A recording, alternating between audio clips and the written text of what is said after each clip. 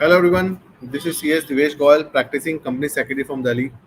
So I welcome all of you again on my YouTube channel for the discussion on the latest form on the Companies Act 2013, that is on the MCA V3 portal. So we have already shared since last couple of months we are sharing the videos on topic relating to the AOC 4, topic relating to the MGT 7. Even we have done the live demo of the AOC 4 and MGT 7 also. Yesterday we had a webinar in which we have discussed about the technicalities of the AOC 4. As we have recently seen that we have receiving the queries on the AOC 4 throughout the country in our seminars, through our WhatsApp group, that is GAN group, and different platform. So in yesterday webinar, we have discussed a lot of technicalities about the AOC 4, lot of we can say confusion about the AOC 4 and MJ V3 portal. So hope that was helpful to everyone. And after the webinar, I have shared the format of the draft director report and the draft auditor report also with a lot of persons. So again, I will say if anyone is still required the draft copy of auditor report and director report in you can say sequence of the e-auditor report in director report, please drop us a message. We will share with all of you the same so that everyone can take the benefit of the same.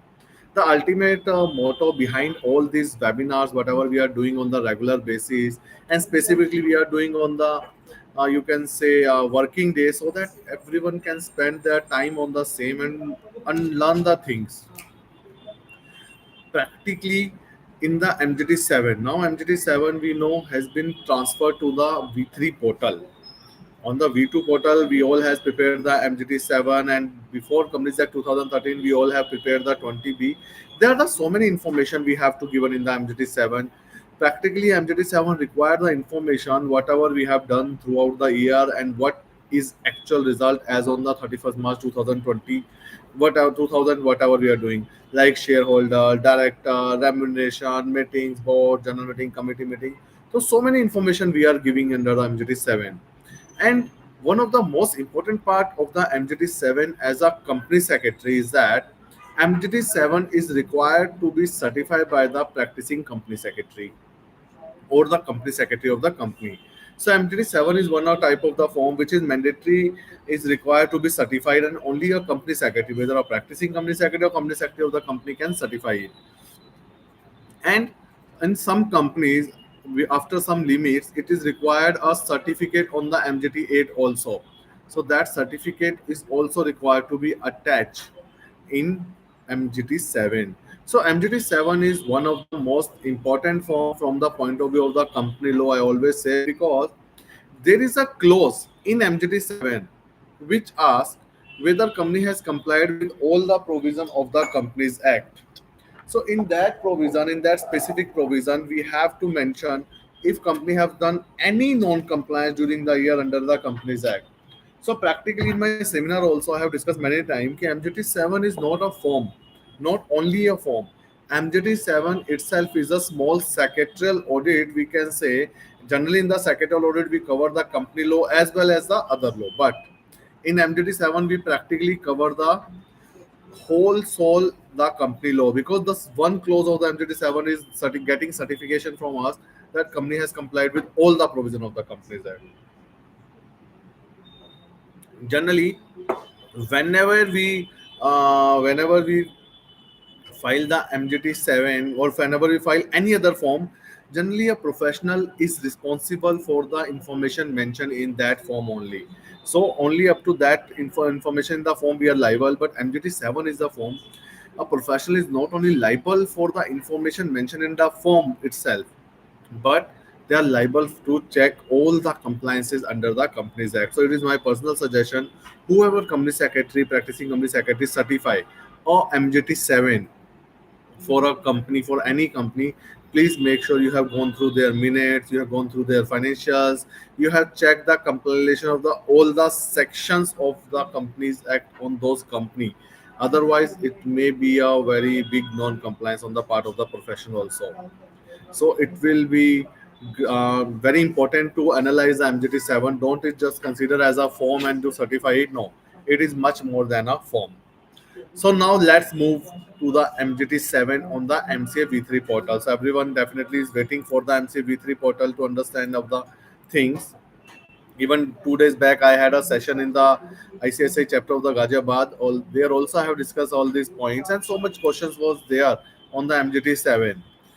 So first thing about the new MGT 7, whether it is MGT 7 or whether it is MGT 7A, now both the form has been moved from the MCA V2 portal to the MCA V3 portal, because as on date all the form on the MCA V3 portal, so MGT 7 or 7A is also moved to the V3 portal.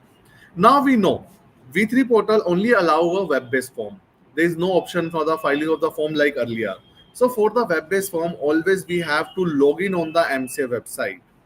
Now there is a very important question discussed by the professional in the webinar seminars and also and asked to me in many social media platforms, that as we have to file MGT 7 on the MCA website itself by logging on the MCA website, then how we will able to file form for the so many companies as a practicing company secretaries in the month of the October and the month of the November? Because when MCA launched the MCA V3 portal, there was a provision that one login ID can be logged on the multiple systems. But as on date, we have practically seen in some last couple of months, if we have logged in on any portal, any ID on the MCA portal, if anyone else is logging that, so our ID is whether it's getting hanged or whether it's getting logged out. So practically, we can say MCA V3 ID can be used only one time at one place only. It cannot be we can say multiple login on the different portals. So now the question is how to file MGT 7. I have already discussed this question in yesterday webinar also on the AOC 4, but I again want to discuss with all of you because this is specifically for the MGT 7. See, when first we have to analyze from which IDs we can file the form on the MCA V3 portal. We can file from ID from the forms from the professional ID, that is company secretary, chartered accountant. We can file from the ID of the company, or we can file from the ID of the director. So first option which we generally use to file the form from the professional ID. But other two option is also good. Now one option is create an ID of the company. Create the specific MCA ID of all the companies and then file from their ID. So you will not get the problem kit is getting logged out or someone else is getting open, because you are just doing it on a MCA portal on the company's ID. But some person said, sir, it is difficult to create the ID of the company because we have to take a special email ID, mobile number from the company. So I have one more option. Use the MCA ID of the director. Best part, every company, at least one director is having a MCA ID, because at least one director have to register their DSC on the MCA portal for filing of the form. So definitely every company having one type of director who is having a MCA ID, and that MCA ID you can use for filing of the annual form. So it is one we can serve better option than other. Second point, we know MGT 7 is a web-based form, but as I discussed already in the yesterday webinar also, MGT 7 and AOC 4 are the two type of form in which Ministry has given us a two option, whether to file as a offline mode or whether to file as a online mode. And this option is, or this offline mode option is given only for these two type of form under Whole Companies Act. So let's discuss about the MGT 7, because AOC 4 we have discussed yesterday.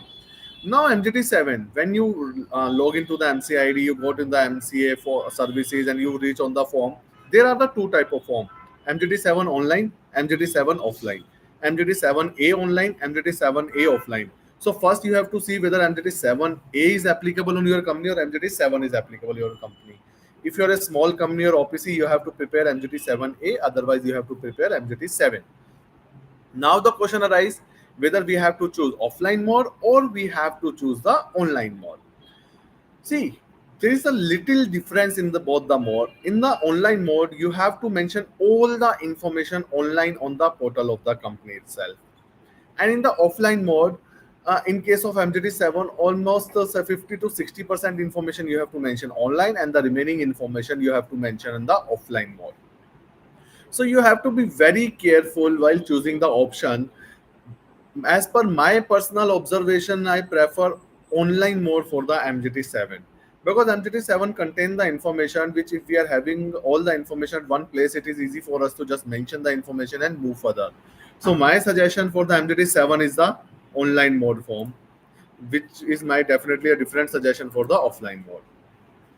Now let's discuss about the new things about the annual returns under the Companies Act. As I said, there are the two mode of the online mode and offline mode.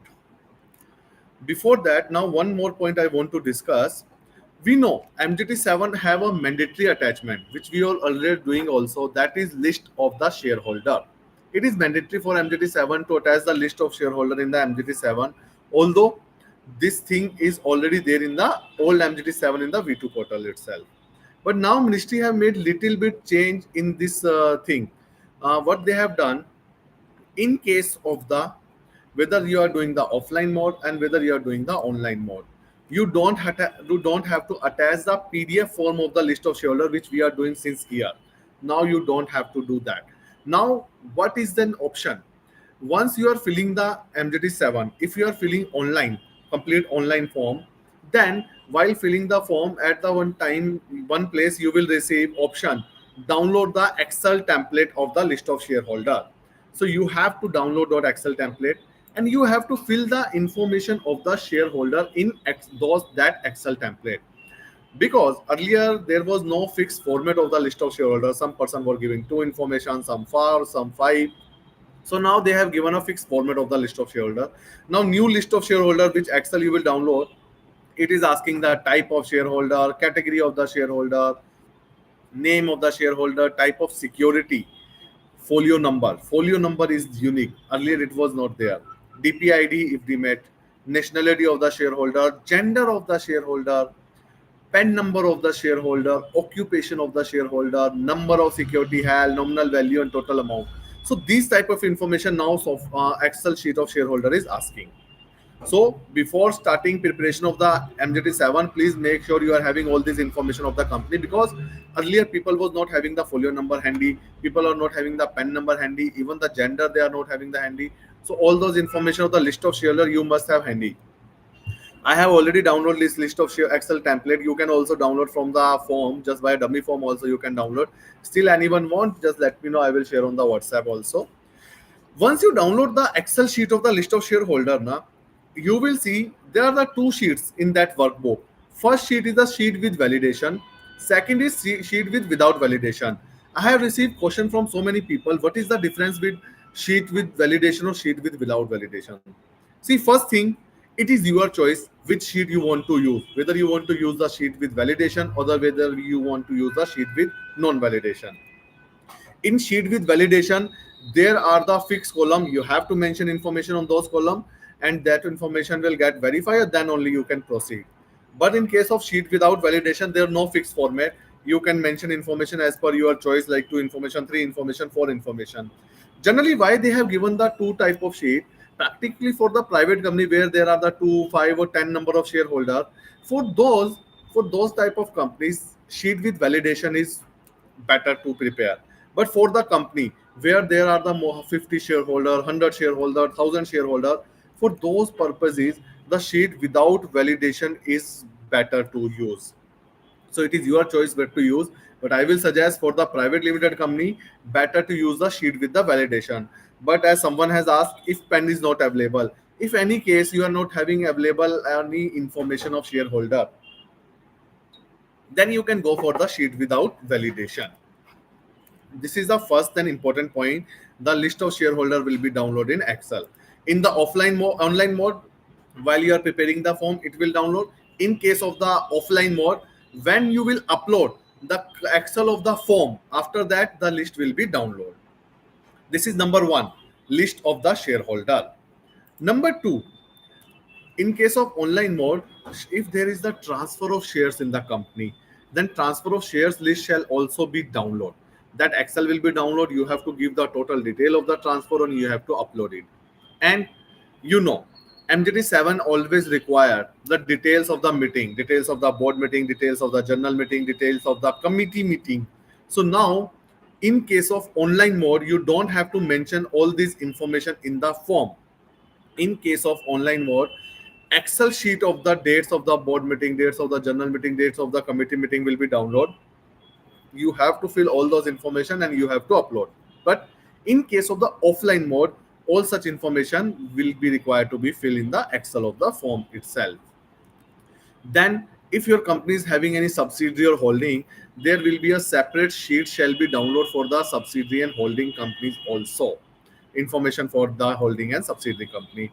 So these are the certain new, we can say, linked sheet with the MGT7. Earlier there was a no link sheet. Whatever we have to mention, we were just mentioning the word file, we get it signed, get it scanned and attach the PDF in the form, but not now. Now list of shareholder, list of transfer, list of board meeting, general meeting, committee meeting, you have to require to be mentioned in the Excel sheet, and that Excel template will be downloaded with your form only. Don't use the Excel template from earlier forms in your form, that may give error. Every form will generate their own Excel template. Use that specific Excel template for this sheet. Just one thing keep in mind, now you require the folio number of shareholder, pen number of the shareholder, gender of the shareholder, which was earlier not required anywhere. Next point and the most important point about the MGT7. Now there is a new attachment in the MGT7, a new attachment showing a photo of the registered office along with the signboard is mandatory. Generally, whenever we discuss about the photograph of the registered office, we generally keep in mind two forms. INC 20A, that we have to file for the declaration of the commencement of business immediately after incorporation. Second is INC 22. Whenever we change the registered office, we have to file the INC 22. For these two type of form, generally we have to attach the photograph. Except these two type of form, we don't have to attach the photograph in the and other forms. But this is the new requirement of the MGT7. So MGT7 is applicable on all companies, whether OPC, small, non-small, public listed, whether companies having a zero turnover, whether companies having the 1,000 crore turnover. So it is mandatory for every company now to attach the photograph of the registered office along with signboard in MGT7. Now we have received so many questions on this specific requirement. I will discuss one by one. If you also have some question which I am not covered or covering, you please mention. Number one, whether presence of director is mandatory in the photograph. The answer is no. Right now, the presence of director is not mandatory in the photograph. There may be change in the future, but we are discussing the current law. As per current law, director presence is not at all mandatory in the photograph. Number two, which date this photograph should belong? Practically, photograph should be a latest date. They are not asking the photograph of the 31st March. They are not asking the photograph of the 30th September. They said whenever you are filing the form and whatever your registered office on the date of the AGM, photograph relate to that address and should be the latest photograph. Third question, whether geotagging is mandatory, where geotagging is mandatory on the photograph. Geotagging means latitude or longitude, which generally used to find out whether the photograph is actually taken of that place or not. So the answer is no. Geotagging is not mandatory for this compliance. But as a professional, as a company secretary, I just suggest one thing. Please use the photo of the geotagging, because if you are certifying a form in which the photograph of registered office is attached and latitude and longitude is mentioned on the photograph, then it gives us safety and security to the professional also. Yes, this photograph actually belong to the registered office of the company. There is no non-compliance, there is no hanky-panky. Next question, it is mentioned that photograph of the registered office along with the signboard. What is signboard and what information are mandatory on the signboard? This question I have received from more than, I can say, 500 peoples, and in every seminar I'm getting question ki what are the mandatory information of the signboard. Some person said ki name, registered office address, SIN number, mobile number, email ID, website, these are mandatory on the signboard. My answer is no. These information are mandatory on the letterhead, but not on the signboard. For that, we have to read Section 12, Subsection 3 of the Companies Act. Section 12, Subsection 3 specifically said that a signboard should contain name of the company, number one, registered office address of the company, number two. That's it. And as per the GST Act, if your company having GST number of that specific premises, then GST number should also be mentioned. So these are the mandatory three information on the signboard. But there is a one catch. There is no required of the SIN. There is no required of mobile number, email ID. But one thing is also there under Section 12, Subsection 3. Section 12, Subsection 3 said that along with the name and address of the registered office, company have to mention this name and registered office address in English as well as the regional language. Like if we are in Punjab, so it must be English plus Punjabi. We are in the Maharashtra, then English plus Marathi. So it should be like this only. So signboard should be in the both the languages. So this is very important because we have seen generally we have seen ki companies having the signboard, but they are not having in the regional languages, or if they are having the regional languages, they are not having in the English language. So make sure as a professional, as a corporate, when you comply with the when you file with MGT 7, when you comply with this requirement, this specifically point you have to keep in your mind about the signboard. So now one question arises. Some people said, "Ki, sir, there is the corporate building. It is not allowed to affix the board outside the registered office, and how to do compliance." So see, law will not say everything. We should go for the interpretation. I have just suggestion. There may be more suggestion, and also I will give one suggestion. First photograph you should take of the complete registered office building. Second photograph, take the specific floor where your office is there and the signboard is there. In such cases, you can use this two type of photograph. So this is important thing. Yesterday, day before yesterday, in a seminar, a person asked, "Sir, whether we can use the A4 paper as a signboard?" My answer is no. See, we have to go with the intent of the law. It's nothing like we just have to comply.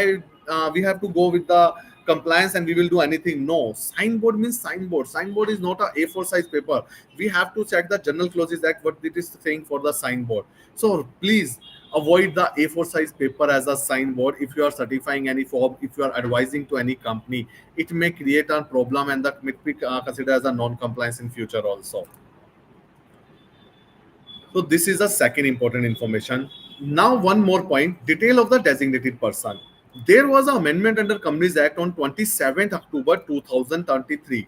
That time ministry came with a provision that every company have to designate a person from the directors of the KMP who shall be liable to provide the information to the authority whenever any authority required any information.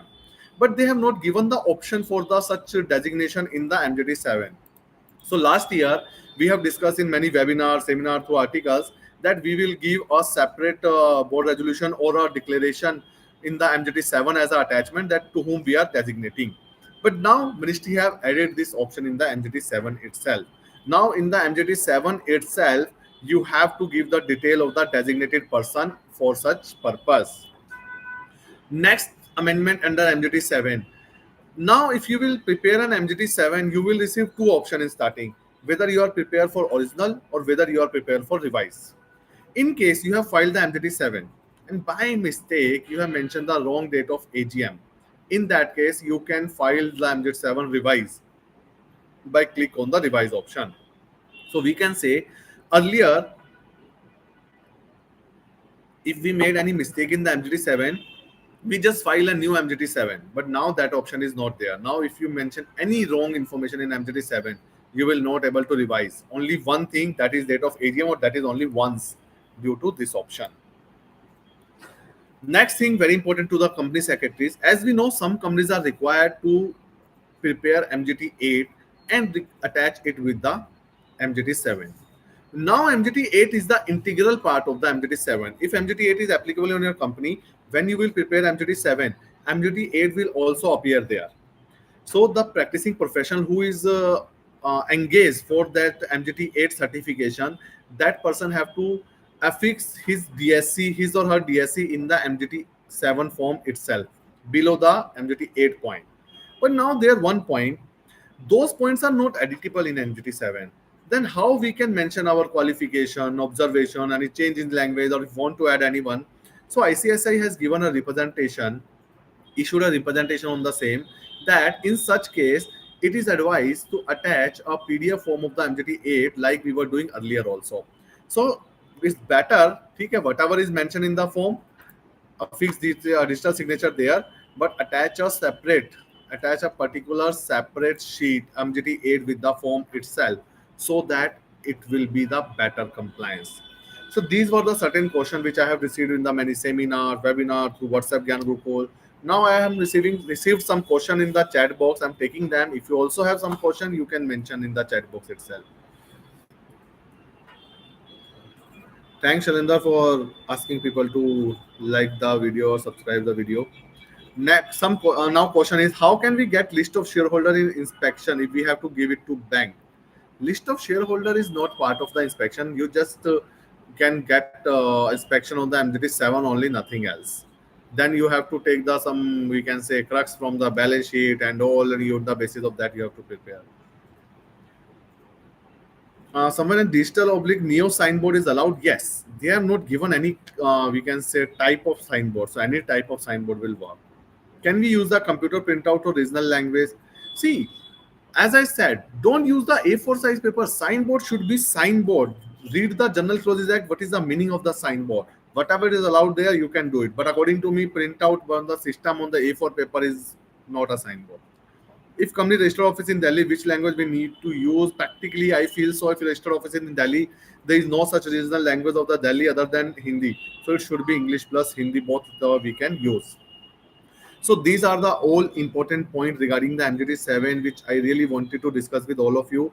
Now I just want to say one thing: if you guys having receiving any technical issues, if you are receiving any interpretational issues or other issues in MGT 7 or AOC 4, you can please mention the same in my comment box, chat box of the videos, or if you are part of the WhatsApp group Gyan Gurukul, drop me a message on the group or drop me a message in the person. We will try our best to help you in resolution of that, because we are doing all these videos, we are doing all these articles. The sole motto behind everything is to help the professional fraternity. So we are trying to do that in whatever manner is possible by us, whether through the seminar, whether through the webinar, whether through these YouTube videos or through articles.